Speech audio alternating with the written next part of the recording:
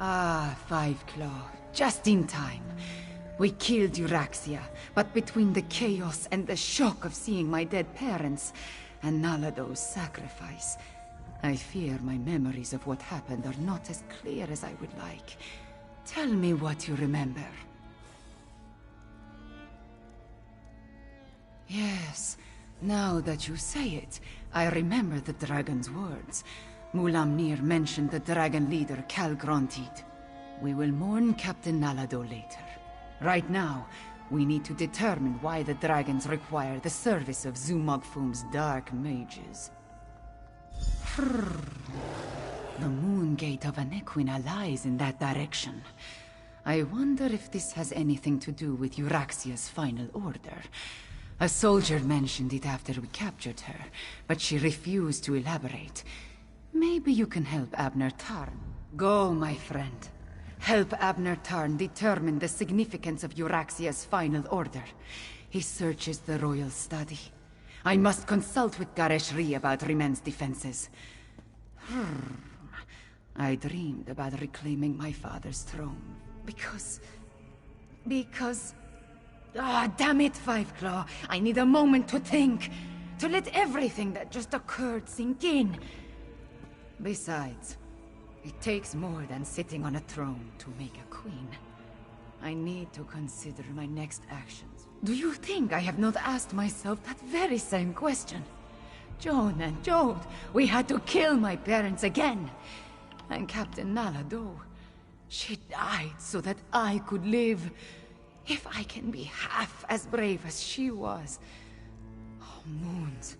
What kind of queen thinks like this? That is kind of you to say, Five Claw. I hope my people feel the same way. No matter. My people need a queen, and here I am. Ready or not, I am the only one left to take the throne.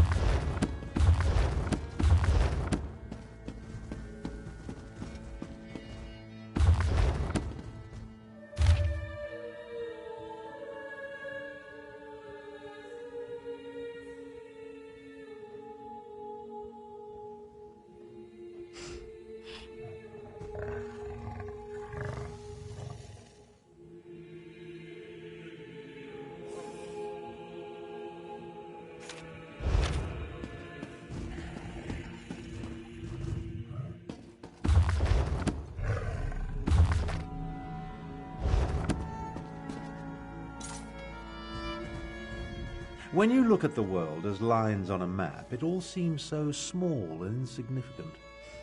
I was trying to determine the meaning of this document, but so far the secret eludes me. I found a letter, but it's not complete. Looks like a scribe's dictation. I've been searching for more, but I haven't made much progress through the royal stacks. With your help, perhaps the search will go more quickly. It alludes to an order Euraxia was preparing to deliver shortly before our assault on the palace. It mentions a Captain S, the Cygnus Irregulars, and a favor for the dragons, but gives no indication as to who they are or what the favor might be. We did what had to be done. Think no more about it. If you hadn't ended Euraxia, I certainly would have. Now, look around and see if you can find anything pertaining to this unfinished. This study contains documents from when the Khajiit ruled Rimen, as well as papers that cover the span of Euraxia's rule. So many, many papers. She was a prolific writer, I'll give her that. At least she didn't destroy her files before she died. Anything pertaining to this so-called final order. While we're looking around, let's see if we can find anything that mentions the dragons, the necromancers, or anything significant. Who knows? We might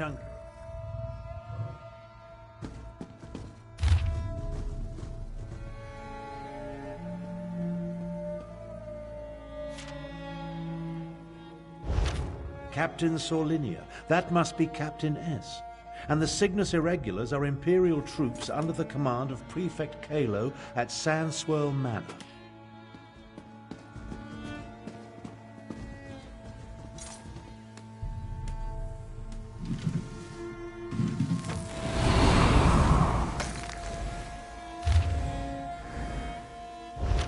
Control dragons? What folly. But what was that about killing the last dragon guard?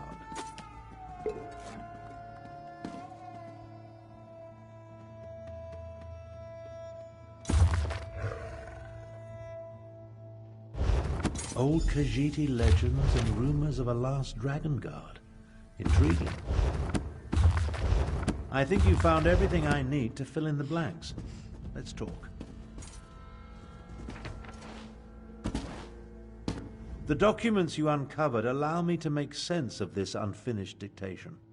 I believe I now know the contents of Euraxia. Euraxia ordered Captain Sorlinia to assassinate a dragon guard in an effort to appease the dragons. Sorlinia plans to commandeer as many additional soldiers as necessary from Prefect Kalo at Sandswirl Manor and retrieve... Neither do I, at least not fully. The Dragon Guard were the sworn protectors of the Imperial Emperor. At least they were until they fell out of favor.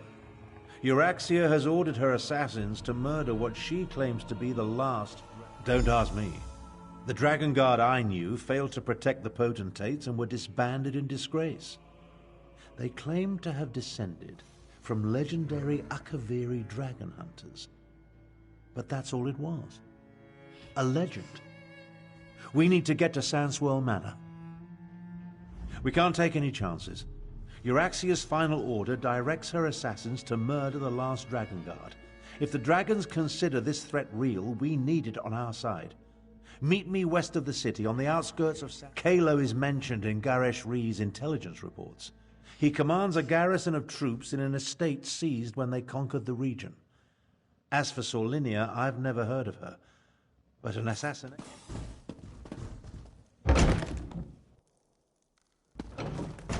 Are the people of Rimmon cowards? This one will watch. They're just afraid, Kamira. Remember, the dragon's still dark in the skies overhead.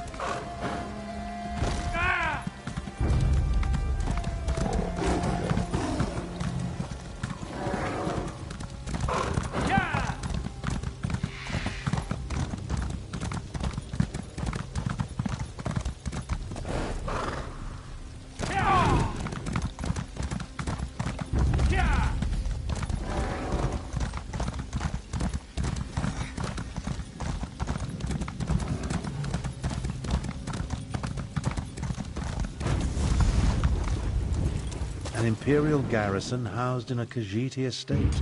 My half-sister spared no expense, I see. Prefect Kalo commands a full complement of soldiers, mostly seasoned Imperials and not the Nibonese mercenaries that make up Euraxia's main forces. It's probable that Sorlinia and her assassination squad is here as well, so I advise... I prefer to avoid unnecessary bloodshed, of course, but these are enemy forces. We must do what we must to complete our mission. I'll work my way down from the upper levels of the house. You find your own entrance and we'll... Try not to alert the entire garrison to our presence, and keep an eye out for Captain Sorlinia or anything related to Euraxia's final order. We need to determine where the assassination squad plans to strike if we're going to... As I said, the Dragon Guard I knew were the Emperor's protectors. I suspect this has more to do with legends that speak of their role as dragon hunters of old. Idle speculation isn't going to accomplish anything. I feel the weight of my years, and it gets worse the longer this goes on. In my younger days, I would have already corralled the dragons and banished the necromancers to a forgotten plane of oblivion. Enough of this.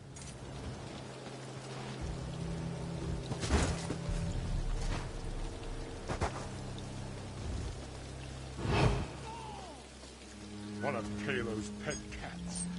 Time to make me a fur coat.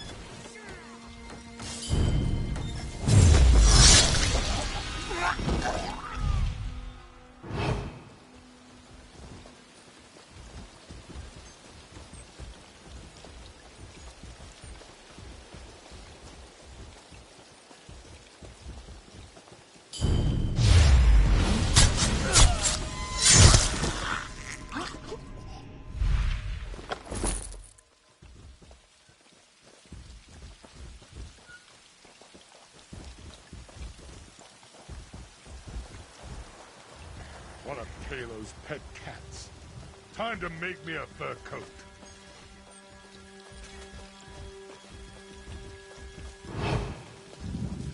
One of Kalo's pet Intruders! cats. Time to make me a fur coat.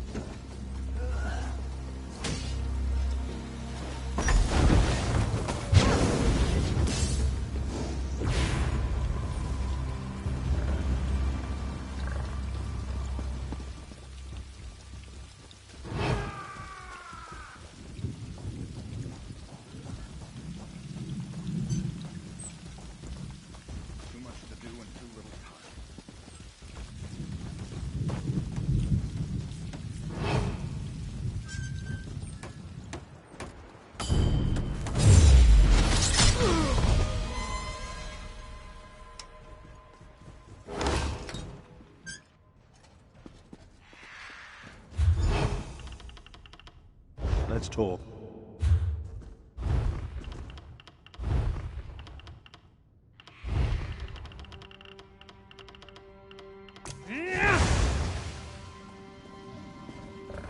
We need to speak quickly. I doubt I'll remain undiscovered for very long. This projection, a simple spell. Nothing to it, really. But that's not what I want to discuss. I'm hiding in an empty servant's quarters at the moment. I discovered that Prefect Kalo is no longer in charge here. In fact, he's been arrested. That's the thing. Prefect Kalo isn't really one of the Euraxians. His cohort of Imperials accompanied my half-sister into Rimmen, but he's been a vocal opponent of her coup and subsequent claim of rulership. Apparently, he refused. Kalo's probably being held on one of the lower levels. See if you can find him. He should be able to tell us more about the Dragon Guard and Solinia's orders. Wait a moment. I'm about to have company. I'll find my way to you.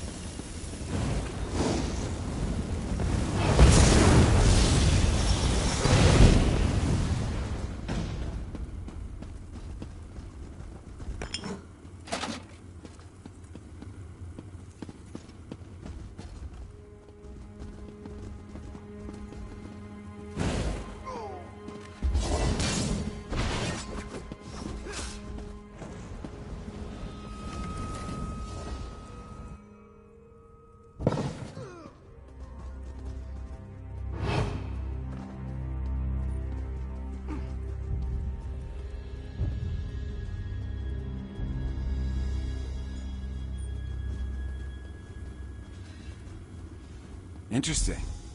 You're not one of your... I'm Prefect Kalo, commander of the Cygnus Irregulars. And you're that outsider working with the Khajiit militia. I expected you hours ago. Well, let's not dawdle. You have an assassination squad. It's elementary.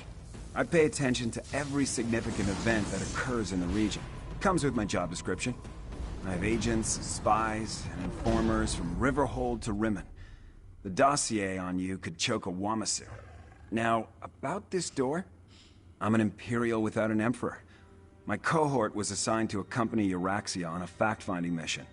She turned it into a conquest. I tried to temper her more violent tendencies, but her mercenaries outnumber my legionaries by a wide margin. I refused a direct order. Wouldn't give Solinia my soldiers or my file on the last Dragon Guard. So, here I am. How about this? You can find a copy of the report in my office. If the information it contains helps you, then come back and set me free. I'm a reasonable man. I have no great love for this land, but neither do I want to see it destroyed. Dragons were the last straw. In other words, this is me making a stand. You can find a copy of the Dragon Guard report in my office. She burst into my office with orders from Euraxia, demanded I provide soldiers to support her assassination squad, then commanded that I turn over my file on this so-called last Dragon Guard. I politely refused both requests, and she had me arrested. An elite unit of mercenaries. They're rabid dogs that Euraxia points at her enemies. They like to kill, and they're extremely good at it. With the urging of the dragons, she pointed them at their current target, the so-called last Dragon Guard. Well, that puts a new spin on the situation. Solinia took my file. Then she and her soldiers went to assassinate this supposed last Dragon Guard to appease Euraxia's dragon allies. There's a copy of the file in my office, but I suggest you hurry. Conquer Rimmen? Euraxia was sent on Imperial business to a province that owed us fealty. There was no reason to conquer a place we historically controlled. No. She decided to make her own play for power while Emperor Varen was otherwise. It was complicated. Look, our quick visit turned into an invasion. Euraxia contracted an army of Nibonese mercenaries to back her up. And then the Emperor disappeared and his empire collapsed. We were stuck here without orders or not much. I never got around to reviewing the report. You can read it yourself in my office. For some reason, this rumor of a last Dragon Guard inspired Euraxia's ire. Maybe because the legends say they were once renowned dragon hunters?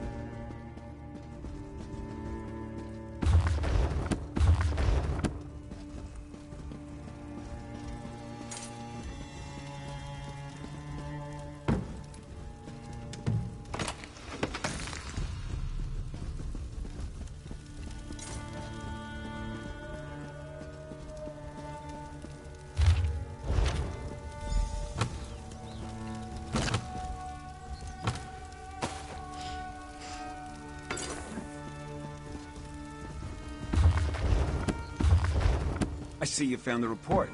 Now we can continue our conversation without being separated by those inconvenient... Ah, there you are. And I see you've captured Prefect Kalo. I presume he surrendered without a fight?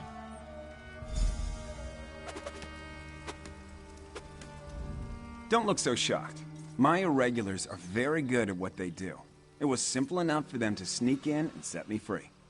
Now, what did you learn from the report? Anything that will help us stop Captain Solinia and her assassination squad? As I said, we were never willing participants in Euraxia's conquest of northern Elsweyr. My irregulars did as little as possible to advance her agenda, and we worked to sabotage it as often as not. Besides, have you forgotten about the dragons? The dragons won't stop after they kill or subjugate the Khajiit. We're in as much danger as everyone else. If Lord Garesh-Ri pardons my soldiers, we'll help fight the dragons. But we're going to need the Dragon Guard. Do you know where he is? Grand Chancellor, I propose that you get Garesh-Ri to pardon the Cygnus Irregulars so we can form an alliance. An alliance? Interesting. Comrades would be helpful in the battles to come. I'll return to Rimmon, plead Kalo's case, and send someone to help you. Meanwhile, I suggest you start your search for the shrine at the Stitches.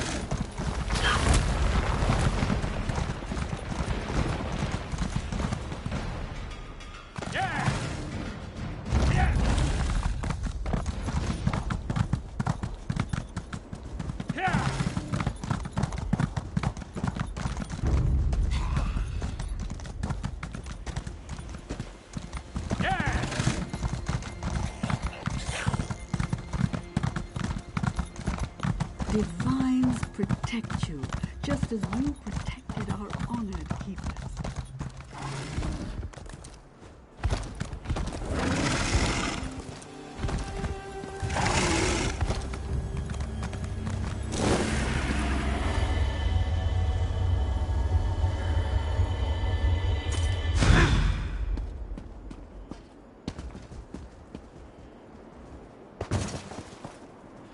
A fellow wanderer on the path.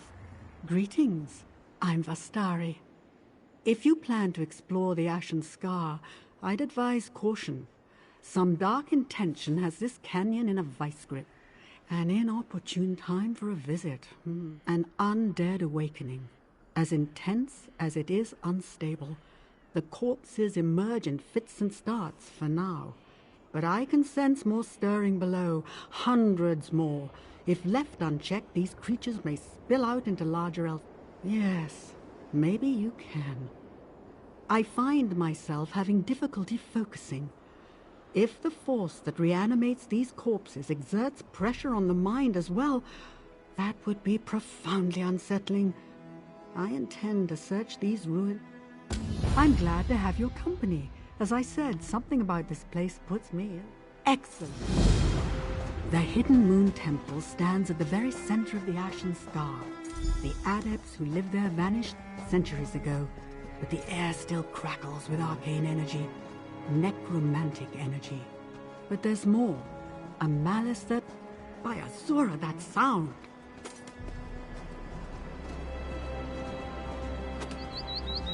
Wait! My friend, wait! Forgive me. I didn't expect to face such yes, and no. It felt as though I was struck blind and deaf, save for the sound of a beating heart. I think something tried to drive me back, then relented and tried to claim me instead. Oh, there's an intention to it, a greed. You seem unaffected. Good. I can't go any farther, not until I understand the nature of this event. Take these descrying stones and place them throughout the canyon. They'll allow me to perceive this threat. The 3 stones act in concert, so be sure to place them in a broad pattern that encompasses the whole area. Now, you should set out. The sooner you place the descrying stones, the sooner I can locate the source of this. No, not at all. Truth be told, necromancy is my primary area of expertise. The study of souls, to be more specific. I trust that won't be a problem. The magical art of reanimating and communing with the dead. Most people find its coercive aspects abhorrent. I certainly wouldn't argue with that. Necromancy doesn't have to include thraldom. In any event, I'm sorry you feel that way. But truthfully, I don't blame you. We necromancers have a very poor track record when it comes to moral leadership. Even so, I hope that in working together, I can change your mind. An experiment of mine. Expended soul gems reinfused with the smallest trace of my own spiritual essence. They allow me to perceive the world as lingering spirits do, making the invisible flow of animus and magicka visible. Well, for one thing, they'll allow me to conduct my search from far away. No small thing, given what just occurred. Once I see the flow of magicka in this place, I should be able to trace the corrupt energies back to this. Perhaps. I hope so. At the very least, it will give us a fuller sense of what we're dealing with here. No, not at all. Truth.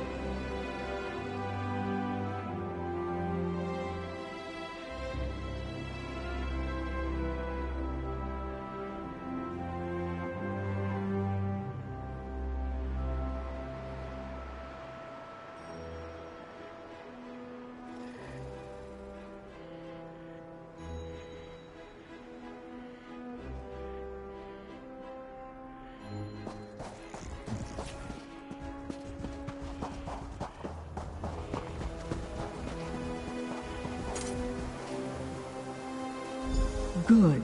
I sense, yes, some kind of wards infused into the architecture, though weakened by the march of time. Someone tried to prevent this.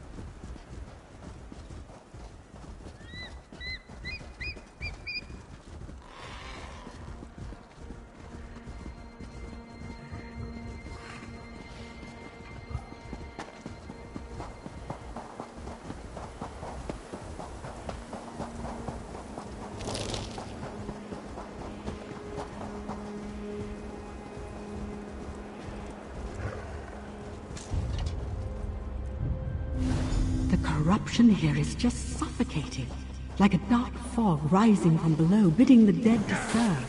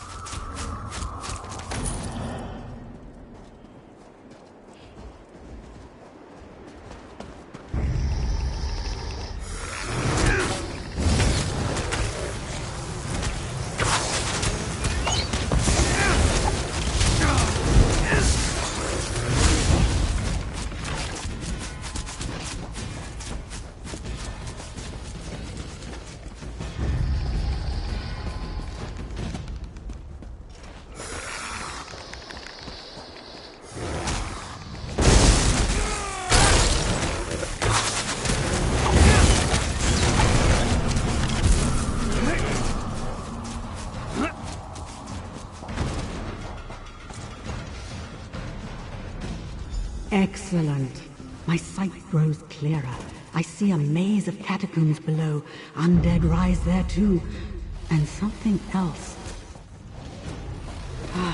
There's a concentration of dark energy in the exposed tomb at the center of the star. Meet me there.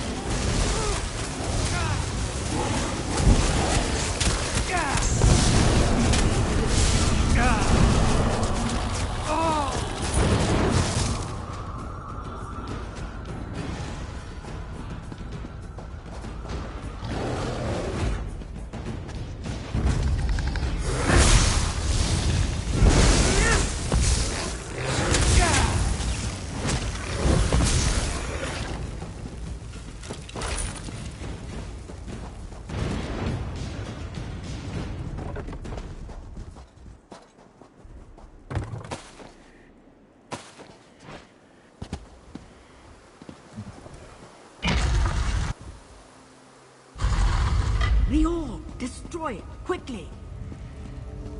Their pathetic magics are useless here. Whichever Zura. Flee while you can. The hour of my return has come.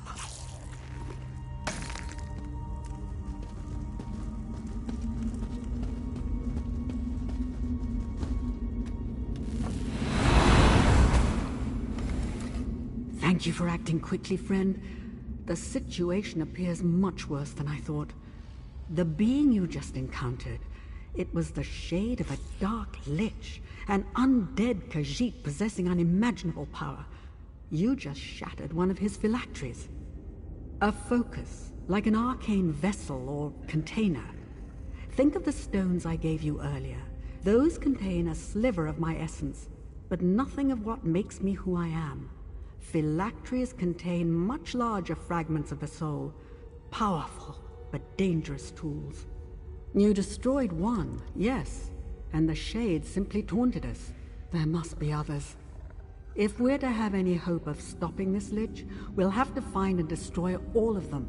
A daunting prospect.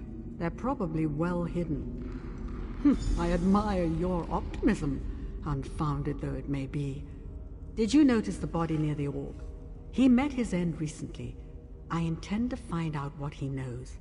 Place this stone in the center of the room. It should ease the summoning process. No, nothing so complicated. I mean only to open the door for his spirit to speak to us. An invitation to converse. Nothing more. He may appear, he may not.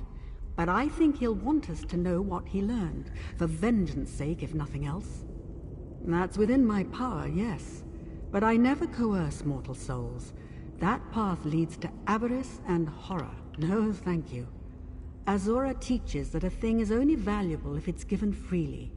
Truth extracted like a rotten tooth is just an accurate lie. It will amplify my senses, just like before. Finding one soul among millions is no small feat.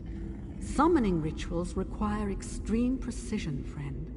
Darker things than mortal souls wait for summons too. In necromancy, even small mistakes are fatal. It will take all my concentration to maintain the ritual, so the questioning falls to you.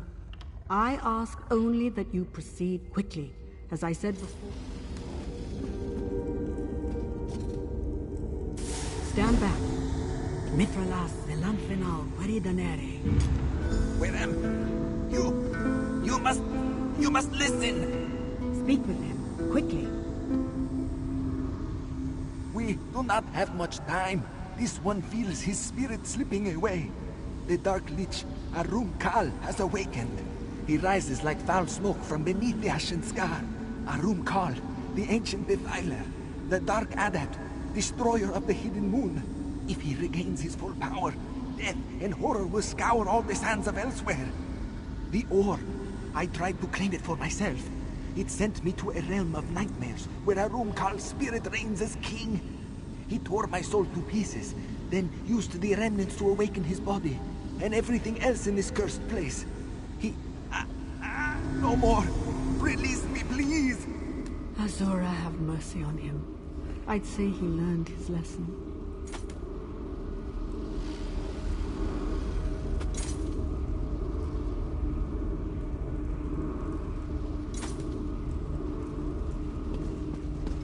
Well done. I had hoped to glean a bit more, but that name is enough. Arum Kal the Dromathra, Arum Kal the Moonslayer. Mages whisper his name as they do that of the Worm King Manimako. Oh, I thought him long gone. Seems I was wrong. Whatever wards the disciples of this temple put in place to keep Arum Kal bound are failing, and it's unlikely we'll find the means to mend them. We'll have to deal with this threat head-on. For that, I need you. A Khajiiti spirit called Arum Kal the Dark Adept and the Ancient Defiler. Could Arum Kal's fate and the fate of the Hidden Moon Adepts be the former residents of the Hidden Moon Temple? They vanished centuries ago, but the ruins of their sanctuary remain. If they managed to seal a lich like Arum Kal away, they clearly possess skills and techniques we can use. Yes, probably. Memories run deep in places like this, and where there are memories, there are spirits. Helpful ones, I hope. With any luck, one of them will answer our questions. Now, it's a long climb to the temple summit. Are you? I'm going to take a moment to make sure we didn't miss anything here. I'll meet you at the temple summit soon. Unless you needed something. Well, for starters, he's more than just a lich. He is also a Dromathra. Yes, sticks in the throat a bit, doesn't it? Dromathra means something like dark spirit in the Khajiiti tongue, but I think that definition falls woefully short of describing them accurately. Something unique. Some mages believe they're Daedra who serve the Dark Prince Namira. Others contend that the Dromathra are just mortal Khajiiti souls held in her thrall. Neither definition sounds right to me. There are things about Khajiiti souls that even I, a master of soul conjuring, don't understand. For instance, only Khajiit can become Dromathra. This indicates there's some hidden capacity or dreadful flaw unique to the race. A duality. Yes, a tension between two opposing natures. A choice of some kind that no other race has to make. It's a fascinating puzzle. If we survive this, and that is a significant if, I intend to give it my undivided attention. Lichdom is a state of being, the most sophisticated form of undeath. While lesser necromancers busy themselves with other people's souls, liches turn inward, manipulating their own soul to gain power and extend their life. This is just academic curiosity, right? Because I can't overstate the risks. To become a lich, the necromancer must press their soul through an arcane vessel called a phylactery.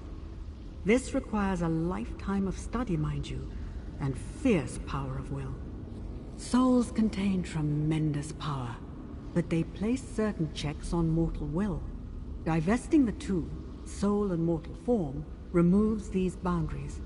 The effect is a virtually limitless magical horizon. The process extracts a heavy toll, of course. Traveling through the phylactery can tear a lich's psyche apart, resulting in madness. Long separation from one's soul can lead to apathy and megalomania as well.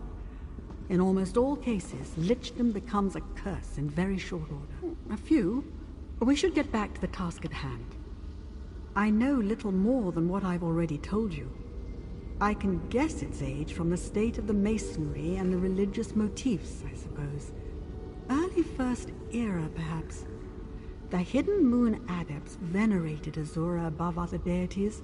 That much is clear. Well, modern Khajiiti teachings claim a third moon appears in the sky to usher in the birth of a new Main, the spiritual leader of the Khajiit. Perhaps there was a time when it meant something else. That would make sense. My lady carries a single moon in her right hand, and legends speak of her parting the Tamrielic moons, Massa and Secunda, with a whisper. Stands to reason that she might hold dominion over this third hidden moon, too.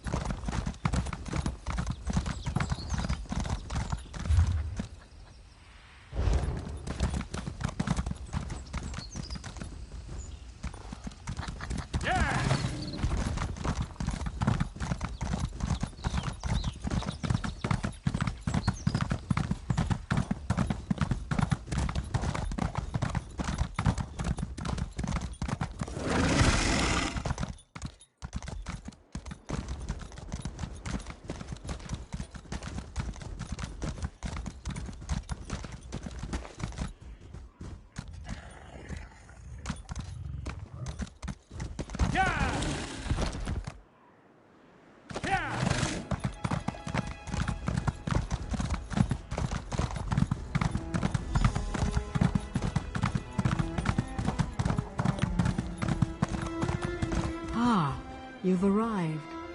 I sense there's a great deal to uncover here. Some kind of Khajiit children's tale? You know better than that, Witch of Azura. Greetings, Spirit. We've come in good faith. Very well. Who is this youth who travels with you, I wonder? Come, child. Let old Maza Miri have a look at you. Trespasser or pilgrim? Both, I think. But you walk this path aimlessly, child. I am Maza Miri, clan mother of the Hidden Moon. Why are you here, I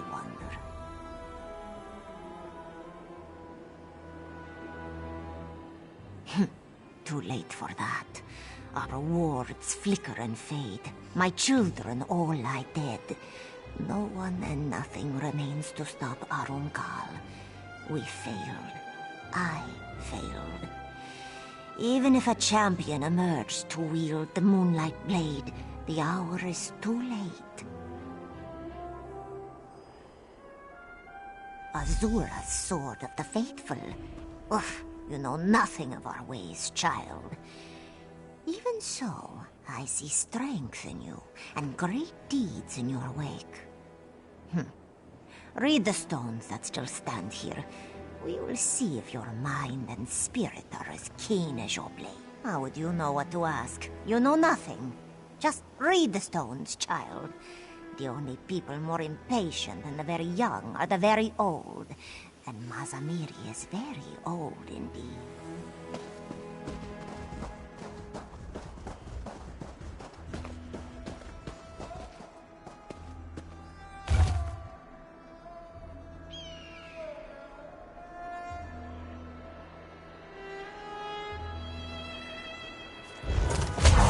The adepts acted as soul shepherds, ushering true souls to paradise and bent souls to this great darkness.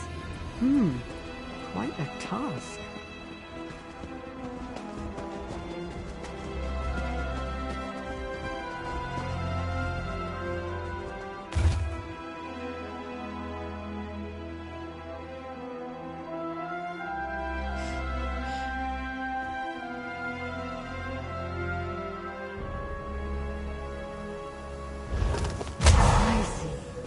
The Hidden Moon adepts practice the form of necromancy here, pressing the souls of their corrupted kin into service so that they might be redeemed. Fascinating.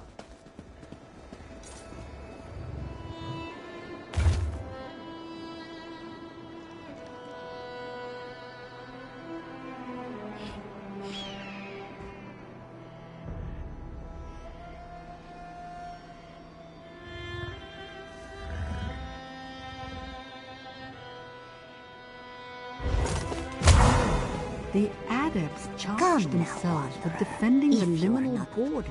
Do you see now, child? We servants of the Hidden Moon protected and guided the people's souls. Both true souls and bent, guardians and redeemers. Azura's twilight path, the path to love and redemption, is fraught with perils and temptations. I thought I prepared our adepts to face the darkness without falling to it. How easy you make it sound. You may know that the dust storm will tear down your house, but knowledge alone will not beat back the wind. A wise corpse is no less dead. Come, Maza Miri will teach you.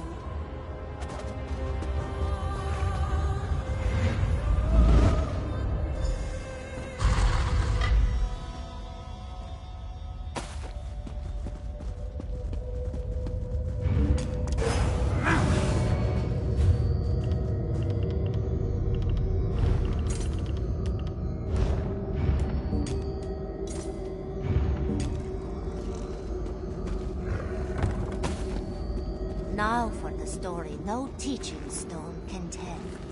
Arumkal served our order for many years as our greatest champion. But as his power grew, so did his pride. In time, he renounced his faith in Azura and turned to the dark path, the way of the Dromathra. Many adepts fell under his sway, and the Order collapsed into civil war. The battles sundered the temple and blighted the canyon below. We triumphed in the end, but Arukor would not die. He fled, seeking refuge in one of his orbs. We locked the orbs away, but now our wards grow brittle, and Arukor prepares to emerge once again. Only a warrior of the Hidden Moon can end this, and only with the powers of the Moonlight Blade.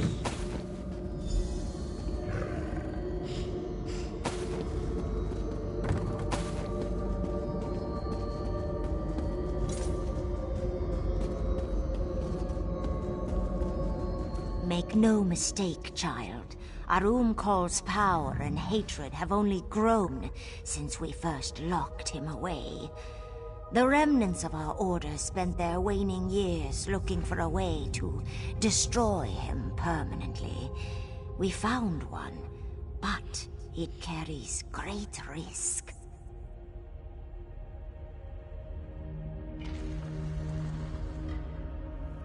It is more than a blade.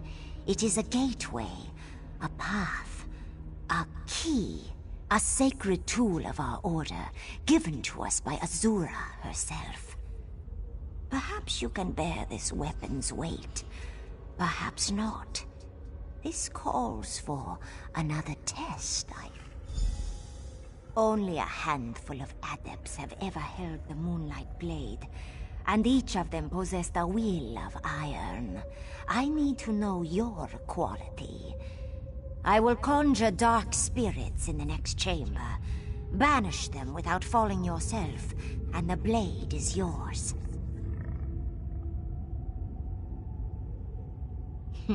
I would worry if you didn't. Well, go on. Ask your questions, child.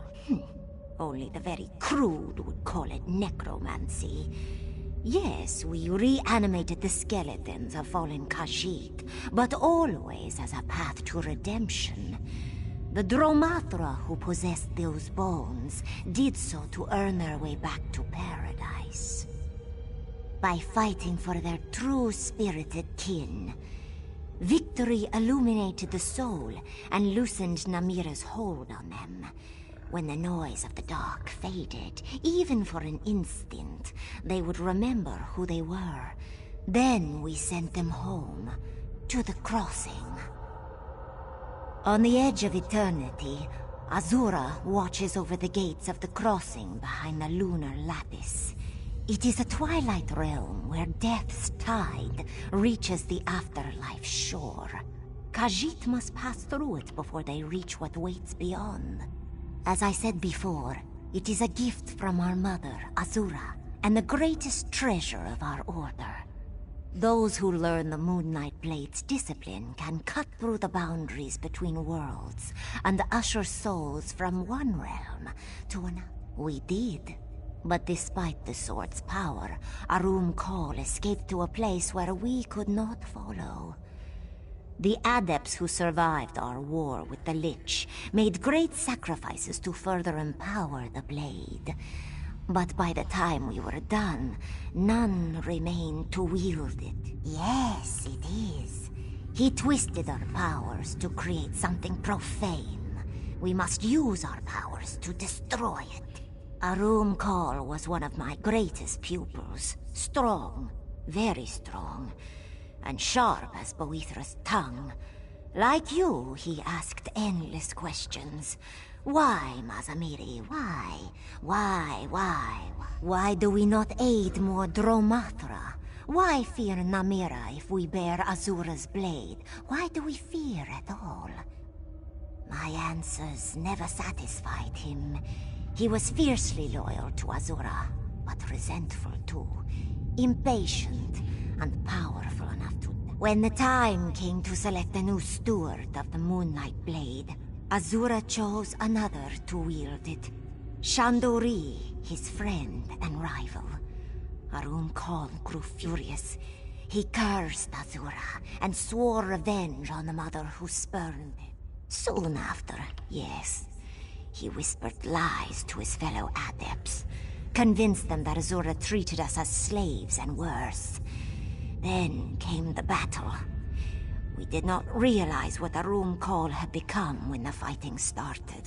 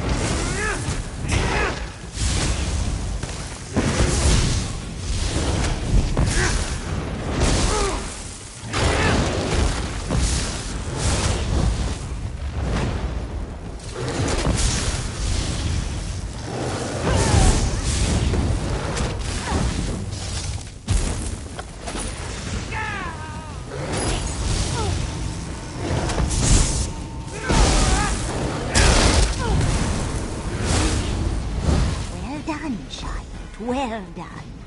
Come, the sword is just ahead.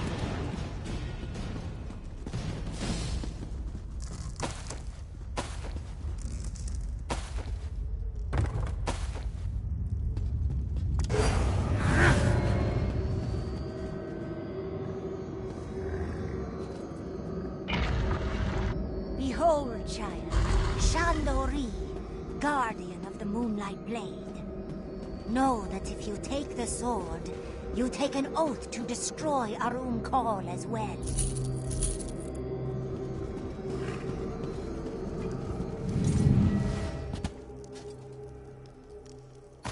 Azamiri. So, the fateful moment is upon us. It is, Shando.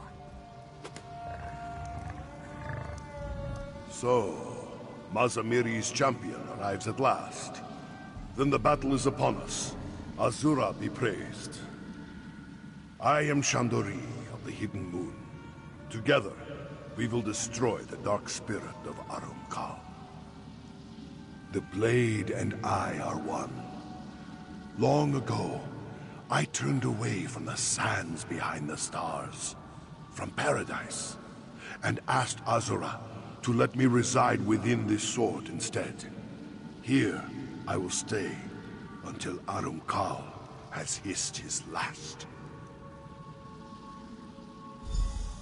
Patience. The blade has rested here for too long. My connection to Azura and the Lunar Lattice feels faint, weak. We cannot face Arum Kal until we restore the sword to it. We should seek out this sword mender as soon as possible. Arum Kal has spent centuries plotting this escape. If he regains his full strength, even the powers of the Moonlight Blade may fall short. Yes, it does my heart good to see her again. She was my teacher, and after Arum Kal betrayed us, she became a dear friend as well. Mazamiri swore to safeguard the blade and the temple for as long as necessary. As always, she was true to her word. Speaking about oneself is an act of vanity. I prefer to let my actions speak for me. As you wish. In life, I serve the Order as a defender of the Lattice and steward of the Moonlight Blade. Any dark creature that crept into this world fell by my hand. Arum Kal fought at my side for many years, but I failed to see them. Missed, or chose not to see. Banishing spirits brought him too much joy. A hidden moon adept's true calling lies in charity, humility, forgiveness. Our dominion over Khajiiti's souls made us guides and confessors. Arumkal was my brother. I tried to... He would not see reason. He does not seek forgiveness or redemption. He thirsts for power and death, and must be destroyed. On an ancient gift from our patron Azura. We prayed over it under the lantern light of Joan and Jode for 6 months, before channeling my soul into it. The blade will not fail us. You have my word. It exists here on Nirni, but not only here. I would say more, but simply describing the blade's power does it no justice. Restore the sword, champion. By the great dark moons, has the faith truly withered that much? Azura is the mother of all Khajiit.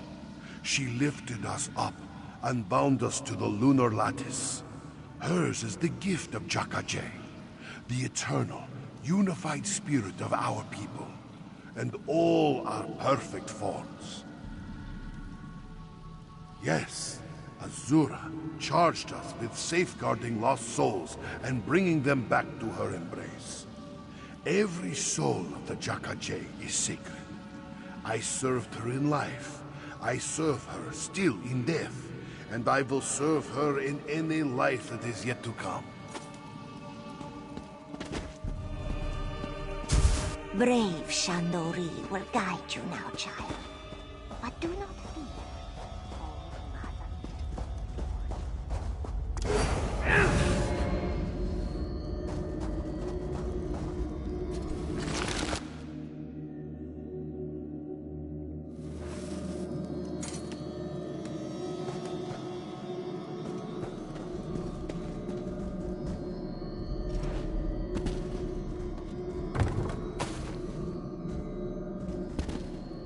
Welcome back. She is not of the Jak.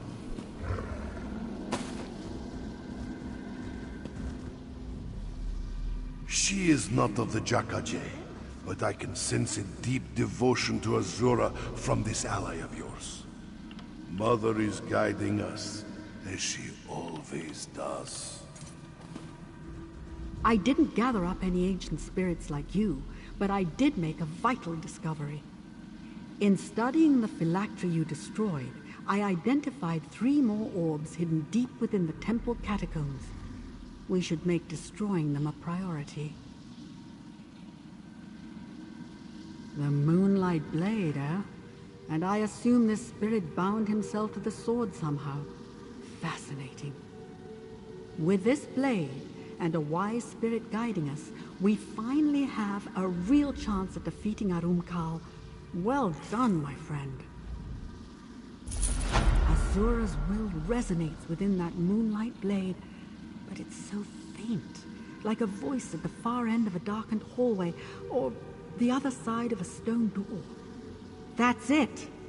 This sword, Arumkal's phylacteries, they're not vessels, they're gateways. I told you before, Arumkal's phylactery felt different somehow, cavernous. Now I see it wasn't a vessel. It was a gate to another realm. A realm of horror that he controls. This moonlight blade serves as a gate too, a door to the afterlife. Something about the enchantment. It's purposeful. Its strength seems tied to your new friend's will to serve. Fighting the undead with a sword near to hand might be enough to restore it. We'll need it fully charged to defeat Arumkal. The undead outside should provide the power you need. If you strike them down, I'm confident the sword and the spirit within will do the rest. You should share this with... Shandori, was it? I doubt he'll object. He seems more than ready to fight. The world you see is just a small fraction of all it is, my friend. Realms of oblivion, pocket dimensions, the ethereal plane, the orbis is incomprehensibly vast. but many pathways between realms do exist here in Tamriel. A good question. The Moonlight Blade clearly ushers Khajiiti's souls from one fate to another. The great darkness of Namira, or Khajiiti Paradise. The Riddlethar cult would have them believe that Kenathi, the wind god, whisks their souls away to sands behind the stars. A sugary paradise. Oh, I have my doubts. The Hidden Moon adepts revere Azura. I suspect somewhere else entirely. If my suspicions are correct, they connect to a plane of his own making, a twilight place where only dark spirits can thrive. To conjure up an entire plane of existence, it's an ambition that few mages have realized. I can't be sure, but the theory seems sound. The Hidden Moon Sword can draw souls from one realm and banish them to others. If anything can pry Arumkal away from his source of power and destroy him, it would be a weapon like that. Comfortable? No, of course not. But life is full of little concessions. By all accounts, pride and malice corrupted Arumkal's soul completely. He's beyond redemption. I really can't be sure. If his hatred of Azura runs as deep... So, Arumkal's orbs lead to a shadow realm of some kind. Moon's mercy. Is he so desperate to be free of Azura? To be free of us? That he would cast himself into a prison of his own making? Enough of that. How can we strengthen the blade? In that case, it will soon sing with moonlight. Azura gave us this weapon to drive bent spirits back into oblivion. I'm eager to do her good work again. So is the Moonlight Blade. Yes, Swordfielder. And may the ancient texts tell us that when we pass on, we rejoin our mother Azura. She awaits us on the other side of the crossing, and welcomes us home with open arms. The great we will destroy.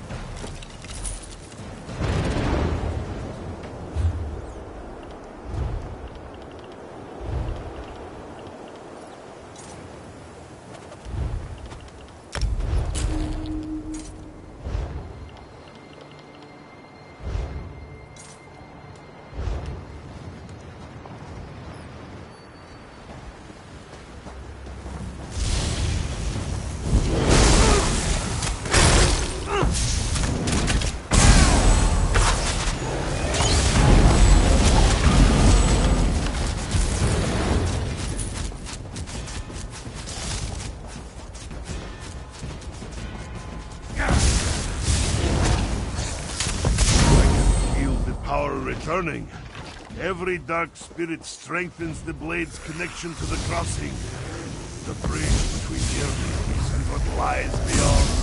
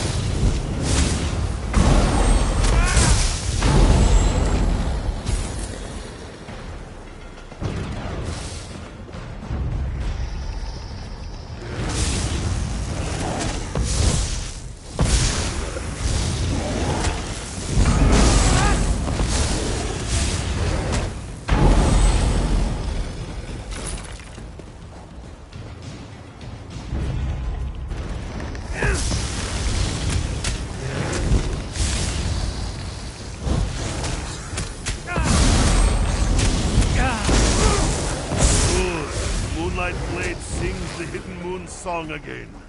Take it to Azura's gate. We will speak further there.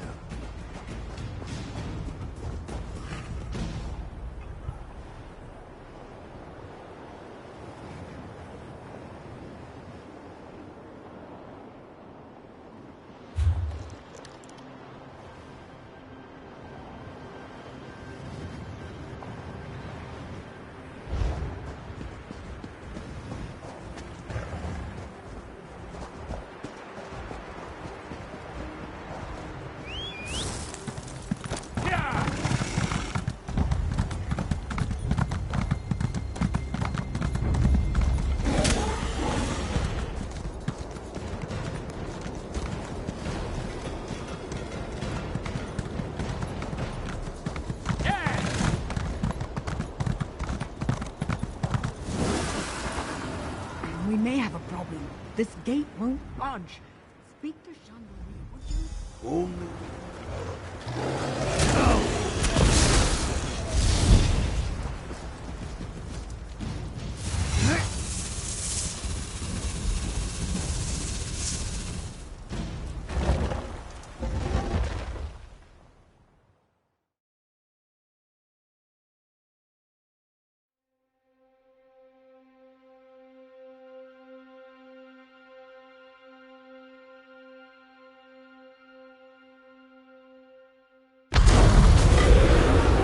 Witch of Azura, where will we find the Dark Adept's orbs?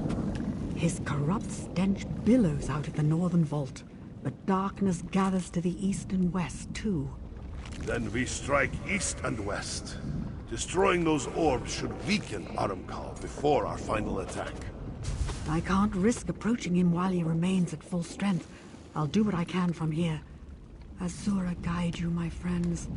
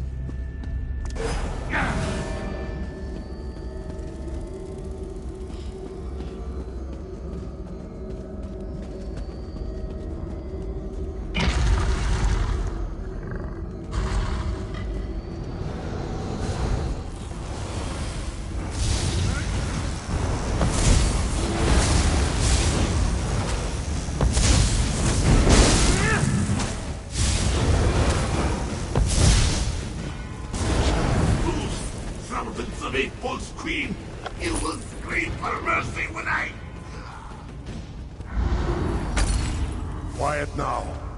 Time to serve your penance.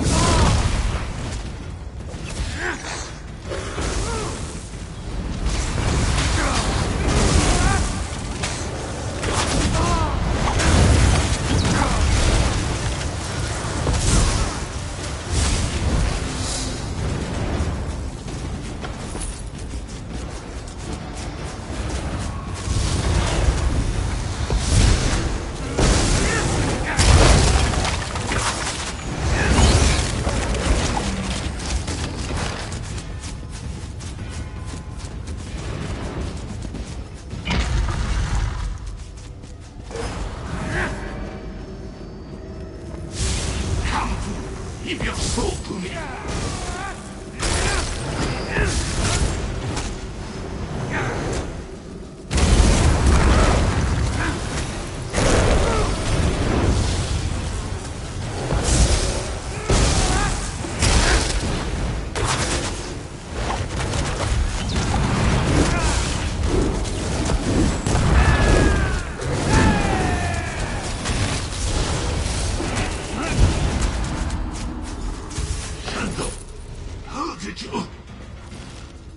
Through faith and loyalty.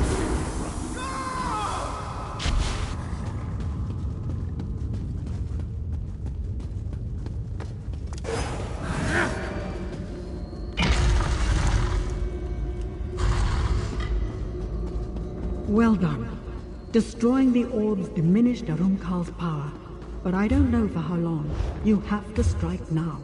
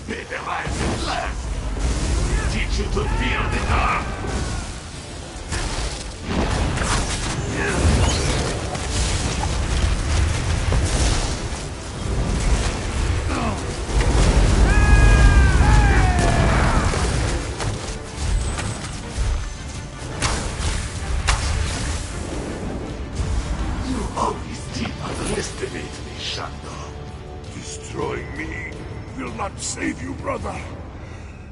Another wields the Moonlight Blade. And they will share your fate soon enough. I arrived too late, damn. The veil is paper thin near the orb, friend. Use the Moonlight Blade. It might allow you to widen the bridge. You can still catch him if you act quickly.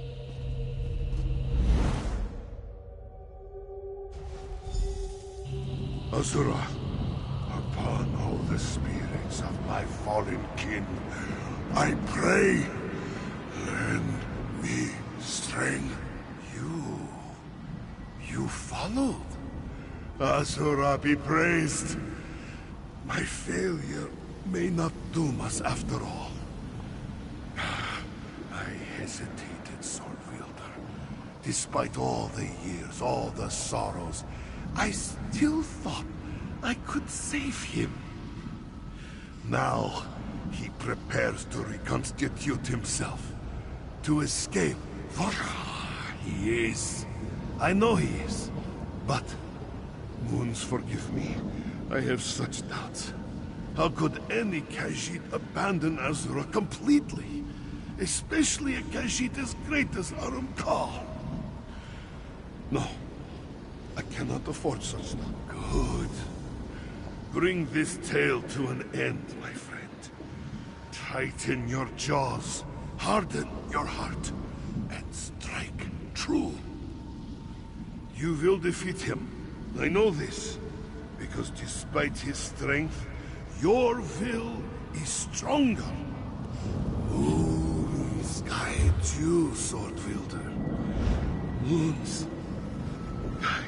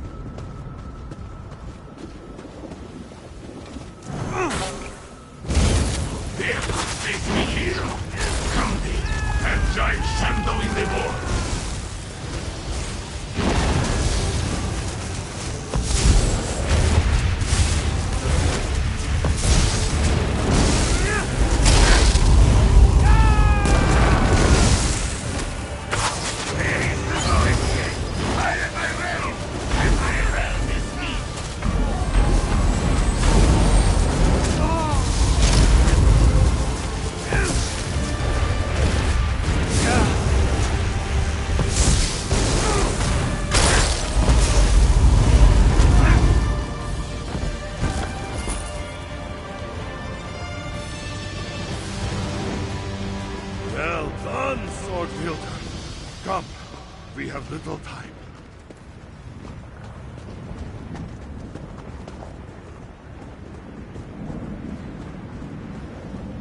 There, a portal. We haven't much time. Reach for me. Do not worry for me, friend. Go. Destroying Arumkal's dark spirit destabilized this realm. You must go, Sword Wielder. Before... I do not know. Arumkal dealt my soul a terrible blow. What remains may simply disappear when the realm dissolves. I cannot be sure. What matters is that we destroy the Dark Lich's blight and redeem the Order of the Hidden Moon. No, I lack the strength to take hold of the Moonlight Blade as I did before. If Azura still has use for me, she may pluck me from this place. If not, then this is farewell. Strong will, sword will. You may not be a child of the Jakaje, but you fight like it. You wrestle fate with sharp claws and hissing words, just as we do.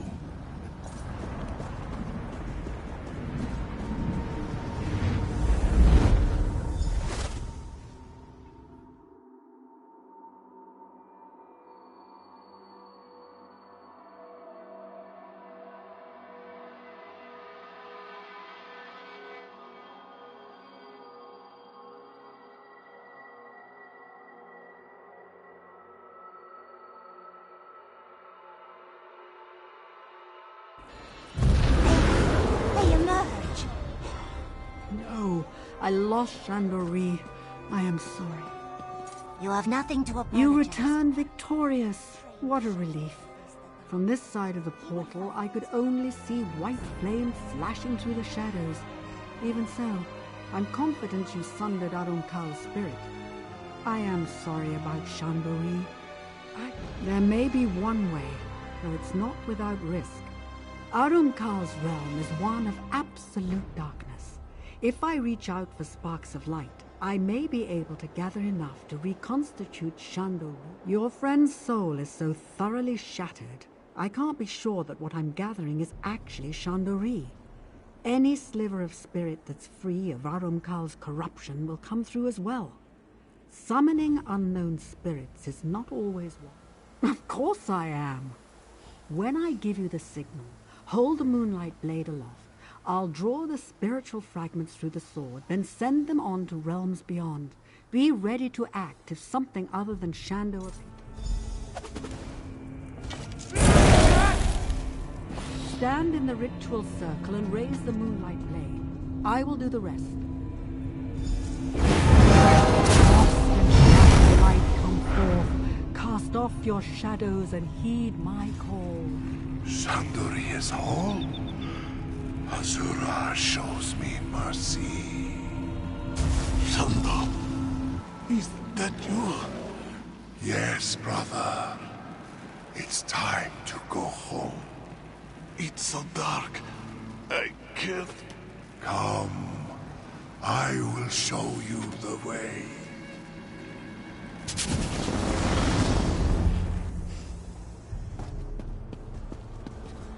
So, Arunkal wasn't beyond redemption after all. That's heartening. If a creature like the Dark Adept can rediscover the light, perhaps other lost souls can do the same. I think I'll stay here a while. The Adepts of the Hidden Moon still have a great deal to teach us, it seems. As for you, the Moonlight Blade remains in your care. Wield it justly, and never forget what we accomplished here. Azura guide you, friend. We may have sundered and redeemed Arumkal, but his thralls remain. Ushering those spirits back to oblivion will keep me busy for some time. As for you, you have Azura's eye now. She'll guide you to glory. You need only listen. It appears so, with our help, of course. You should be very proud, my friend. Bringing a person so thoroughly corrupted back to the light is practically unheard of. My conjuring ritual drew every speck of light from Arunkal's realm of darkness. It appears that beneath all that evil, some kernel of Arunkal's better nature remained intact. A discovery as startling as it is uplifting. On to the next life, I suppose.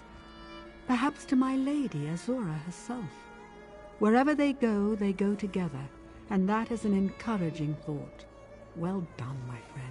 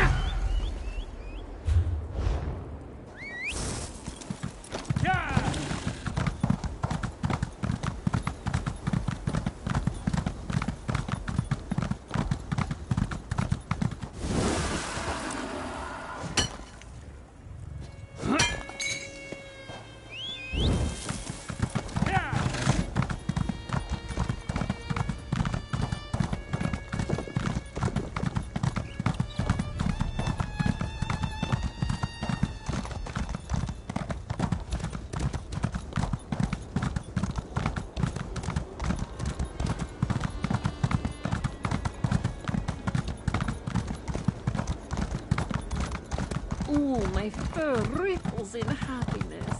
You wrap.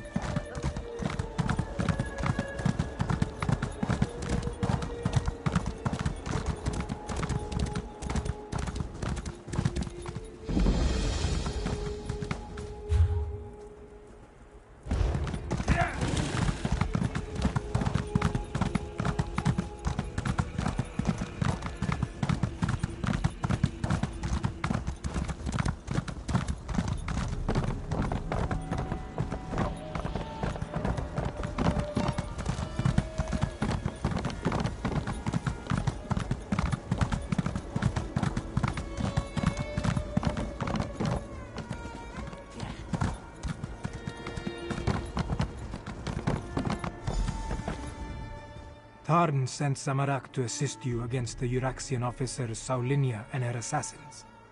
The locals say that a group matching their description passed through here a short time ago. Tarn explained that we seek a hidden Akaviri shrine. Saulinia, the assassin who murdered King Hemakar and Queen Numara. Zamorak heard that name often on the day of Uraxia's coup. Perhaps this one can finally get justice for the royal family. No. Zamorak was guarding Kamira that day. We were far from the palace. Anyway, this one learned that the local crime lord provided Saulinia with guides who know the Scar well. The Scar can be a treacherous place, Five Claw, even without the addition of a Nibonese assassination squad.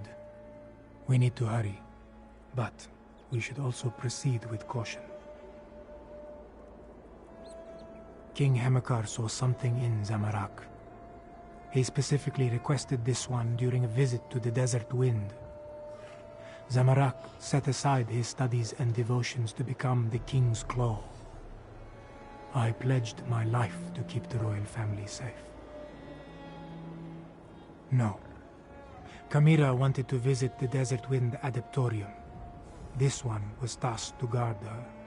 So, Zamorak was not in the palace when Uraxia and her troops arrived. They were welcomed as emissaries of the Emperor, but they were lions about to pounce. A small success in an avalanche of failure. Guilt consumed Zamorak because he lived and the royal family died. So this one exiled himself from the land he loved and traveled the world. This one sought... what? Peace. Forgiveness. Something. The scar was carved across the face of an Equina in the ancient past. Some say Kunzari is responsible. Others, that Alkosh himself marked the land with his claws. Things live in the deepest cracks and crevices that we would do well to avoid. Truthfully, Zamorak almost refused when Tharn gave the order. This one has only just reclaimed the mantle of King's Claw and was reluctant to leave Queen Kamira's side. But you need... Yes, but Zamorak isn't sure if anything good will come of their meeting. When this one departed, Queen Kamira and Lord Gareshri were engaged in a heated discussion with Tharn over the risks and benefits of trusting an Imperial.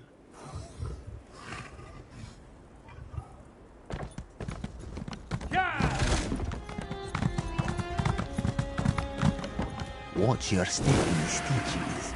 You'll want to find another place to rest your feet, stranger. These stitches are about to burst.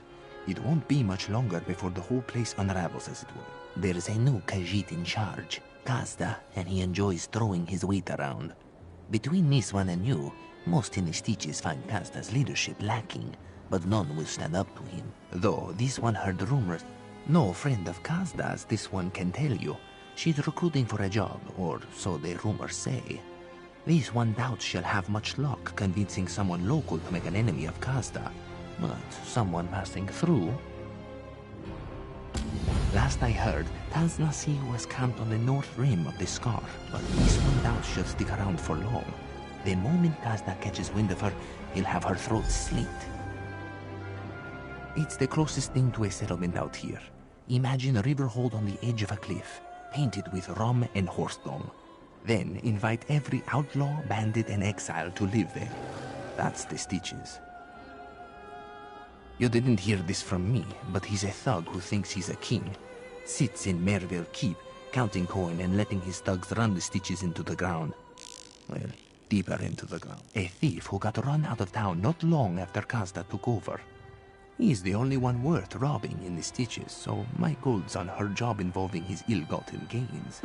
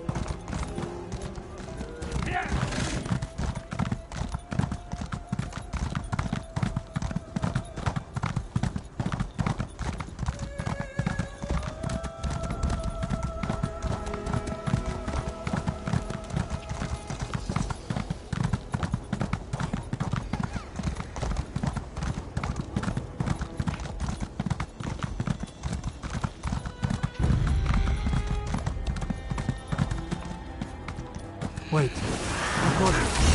It's one of the assassins. They must have passed this way.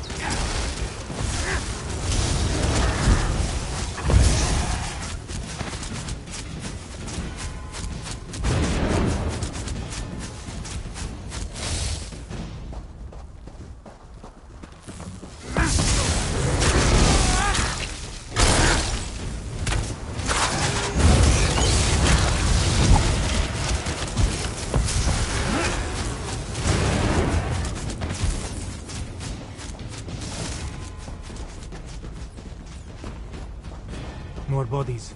The hired guides. Saulinia's work, Samarak thinks.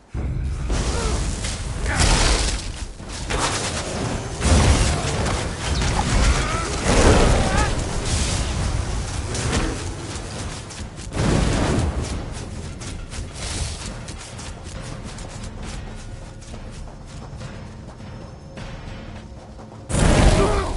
There is a door behind these stones. Is this the place we seek?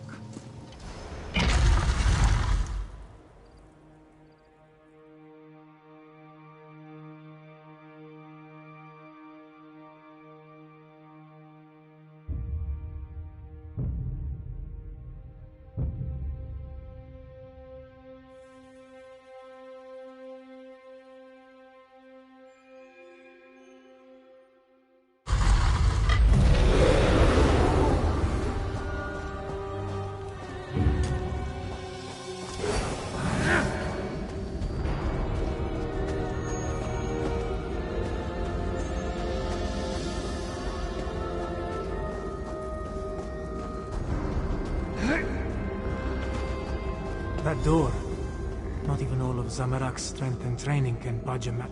The pedestal maintains the magical barrier, but Zamarak does not know how. Find the dragon guard. The assassins. They stalk the southern passages. We must hurry. There may be another way past this door, deeper in the Whatever has been hiding behind that door for all these years can wait a little longer. We need to deal with the assassins. They are the most...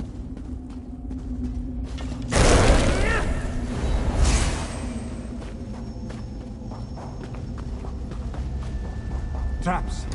Some of the assassins, but not all of them. We must be wary.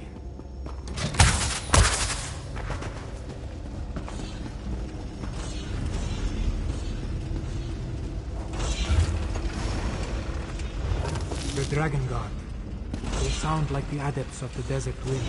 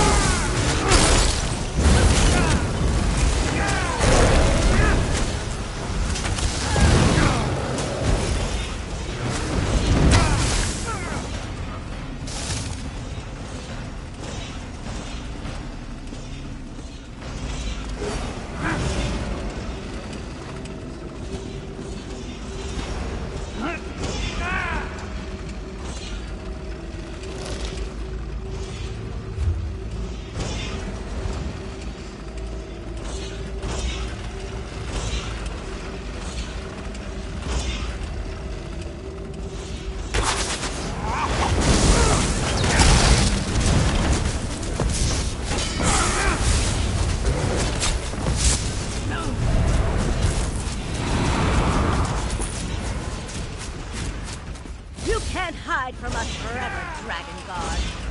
You couldn't find an Albeak in Alabaster, Uraxian dolt. Samarak's aura can restore the king.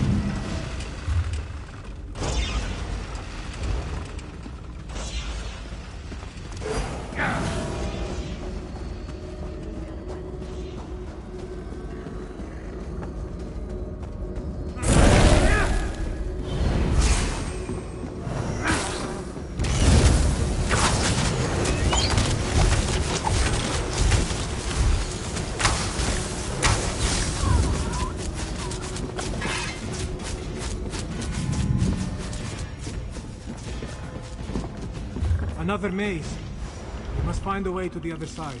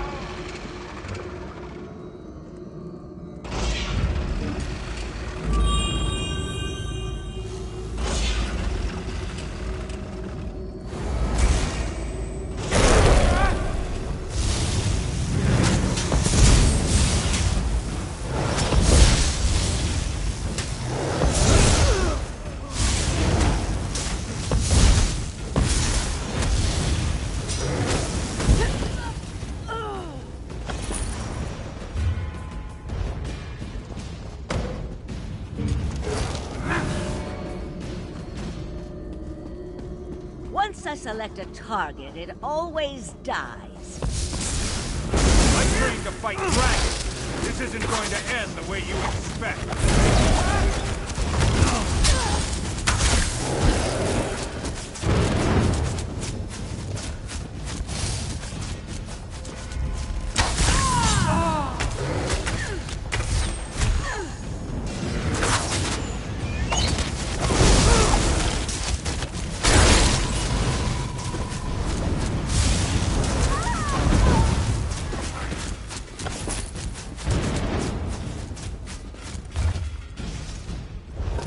Is this a lesson? If so, Zamorak is not sure what to learn. Now, Dragon Guard, you and your order These die. words. Oh, Zamorak good. thinks the Dragon Guard were built for competition.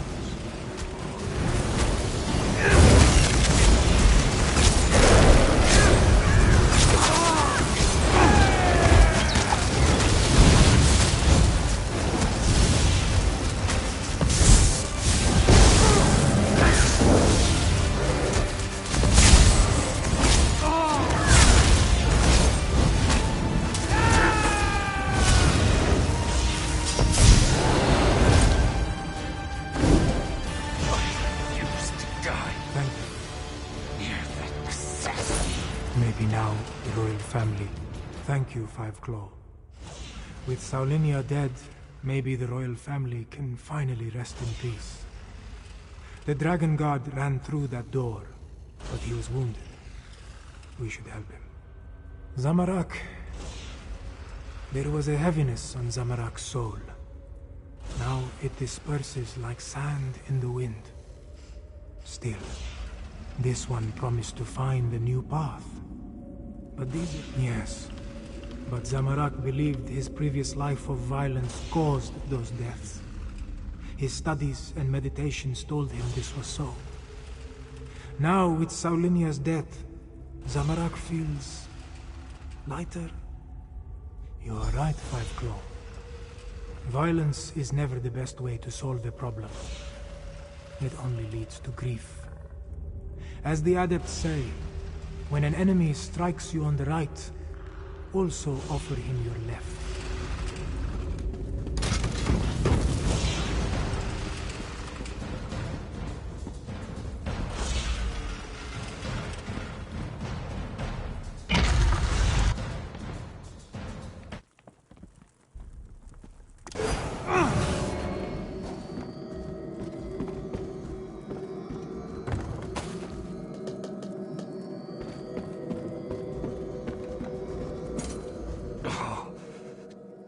Assassin. She knew her stuff. I saw her fall, though. Thanks for that. After all these years, why do I suddenly have so much company? I know about the dragons. I sent word to the other sanctuaries. The last. I didn't think so. But no one else has responded. Maybe... No. I know at least one other is still out there. He'll come. He has to. Take my ring. It will open the sanctuary. Find the dragon horn. You have to. May Kenarthi guide you to the sands behind the stars.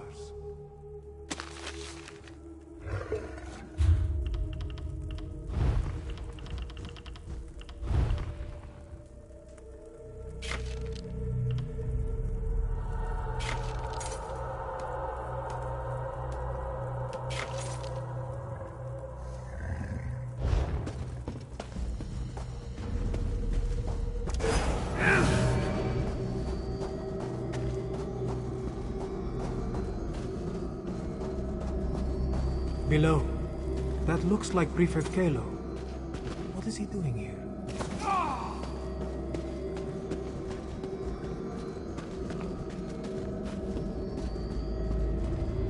Ah, there you are. We came as soon as we could. Were you able to stop Captain Saulinia and her assassins? Both dead? Saulinia deserved it. Shame about the Dragon Guard, though. And yes, it took some convincing and Tharn's most diplomatic negotiation tactics, but Queen Chimera has accepted our help. Provisionally. The Cygnus Irregulars are on probation. For now. Once Queen Chimera sees us in action, I'm sure she'll come around. Until then, I wanted to make sure you are all right. Beating Saulinia is no small feat. I'm sorry we lost the Dragon Guard, though. A Dragon Horn? Like the one at Star Haven Auditorium? Huh. Well, if you think this old relic can help, lead the way.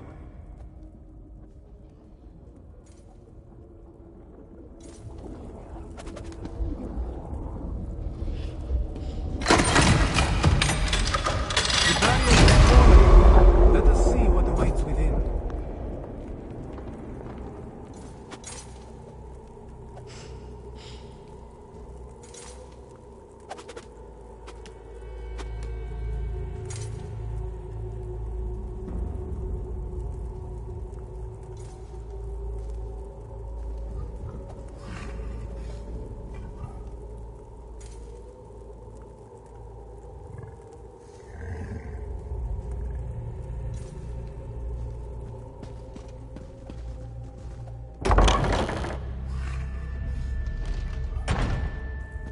Are these the remains of the Dragon Guard?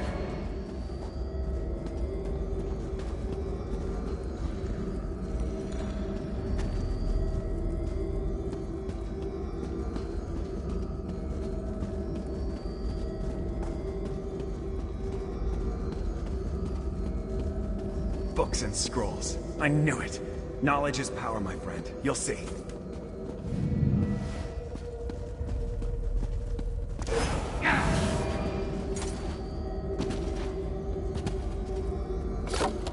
Such a small thing when compared to the dragons. Still, we should take it to Rimmon, yes?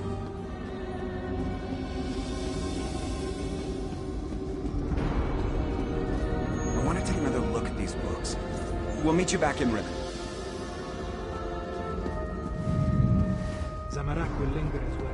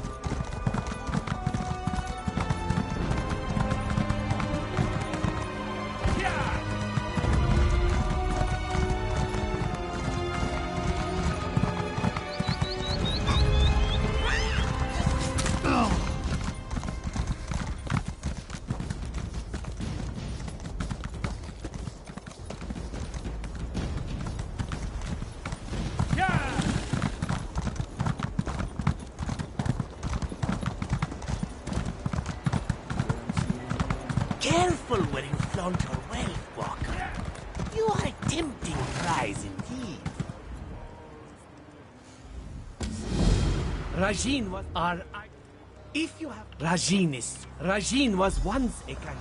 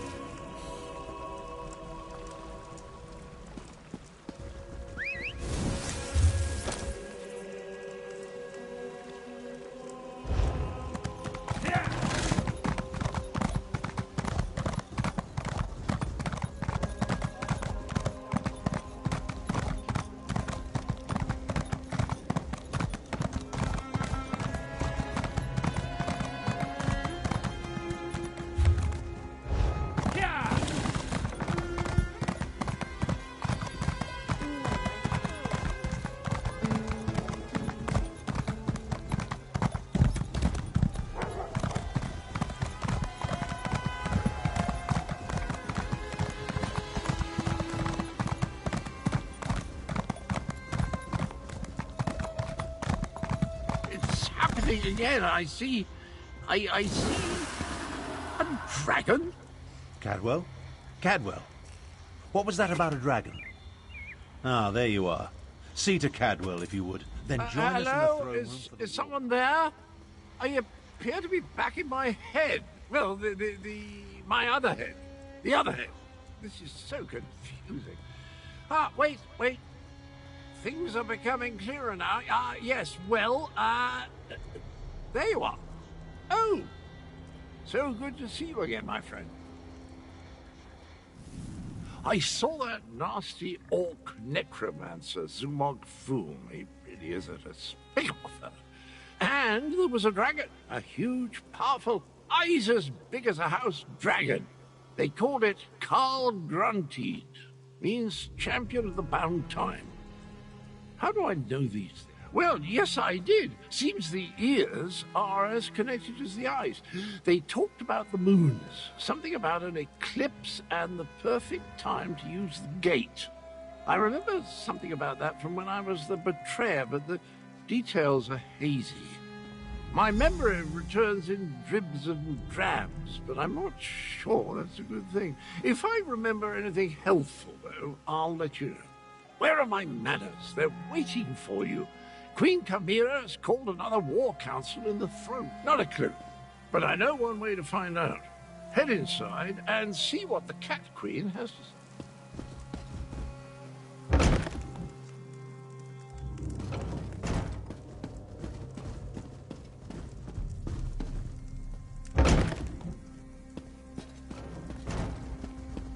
The archives were extremely helpful once I found the appropriate documents. Our moon singers and moon priests have always paid particular attention to detail. What did you learn? Tharn found documents regarding an ancient agreement with the Dragon Guard. They apparently provided a weapon to use against the dragons. This relates to the legends of Kunzari and Queen Anequina, yes? Pardon the interruption, Queen Chimera, but that sounds like the dragon horn we found. That dragon guard didn't survive, but he gave us the Anequina dragon horn. So this alliance I reluctantly agreed to has borne fruit. The Cygnus Irregulars assisted, but your agent did the important work. A weapon from the Dragon Guard. Interesting. Come, Fiveclaw. I want to hear your report. Agreeing to an alliance with Imperials. At least it appears this Prefect Kalo assisted you. Tell me what happened out there, Fiveclaw. I want to hear it from you. So that is the Dragon Horn. It is much smaller than I thought it would be, and it looks fragile. Sound it once and it will probably crumble to dust. What are we supposed to do with such a thing? As always, you have my thanks, Fiveclaw. Euraxia hoped to appease the dragons by assassinating the last Dragon Guard of Elsweyr. He died, but at least you acquired the Anequina Dragonhorn and avenged his death. Now if we only knew what to do with the damn thing.